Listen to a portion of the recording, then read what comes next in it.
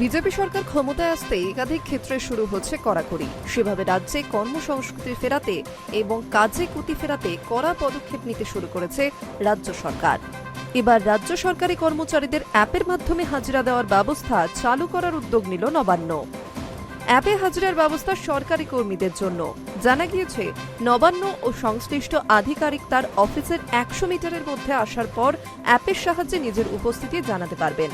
অ্যাপের মাধ্যমেই হাজিরা দেওয়া যাবে। নিয়ম মতো সকাল 10:15 মধ্যে অফিসে ঢুকতে হয় সরকারি কর্মীদের। লেটের সর্বোচ্চ সময়সীমা 10:45। সেই সময়ের মধ্যে অফিসে ঢুকলে লেট দেখানো হচ্ছে। আবার 3 দিন এমন হলে একদিনের হাজিরা কাটা যাওয়ার নিয়ম এসেছে। 10:45 পর ঢুকলে সেই দিনটি ছুটি থেকে কাটা যাবে বলেও জানিয়েছে সরকার।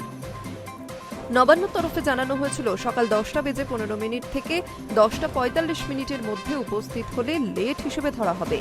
সকাল 11টার পর অফিসে পৌঁছলে অনুপস্থিত চিহ্নিত করা হবে। বিকেল 5:15 আগে অফিস থেকে বেরোলে আর্লি ডিপার্চারও ধরা হবে। একই দিনে দেরিতে আসা ও আগেভাগে বের হলে একদিনের নৈমিত্তিক ছুটি অর্থাৎ সিএল কেটে নেওয়া হবে। অনেক কর্মচারী জানিয়েছেন, নবান্নে ঠিক সময় মতো পৌঁছে গেলেও সেখানে পৌঁছে লিফটে উঠে নিজের দফতরে পৌঁছে ফেস ভেরিফিকেশনের পর হাজিরা দিতে গিয়ে কিছুটা সময় লেগে যাচ্ছে, যে কারণে অনেকেই সামান্য সময়ের জন্য লেট করে ফেলছেন। এবার অ্যাপের মাধ্যমে হাজিরা দেওয়া গেলে এই সমস্যা অনেকটাই মিটবে বলে আশা করছে রাজ্য সরকার, যার ফলেই নবান্নর তরফে এইরকম কোনো নির্দেশিকার অপেক্ষায় রয়েছে সরকারি কর্মচারীরা। Hi news network.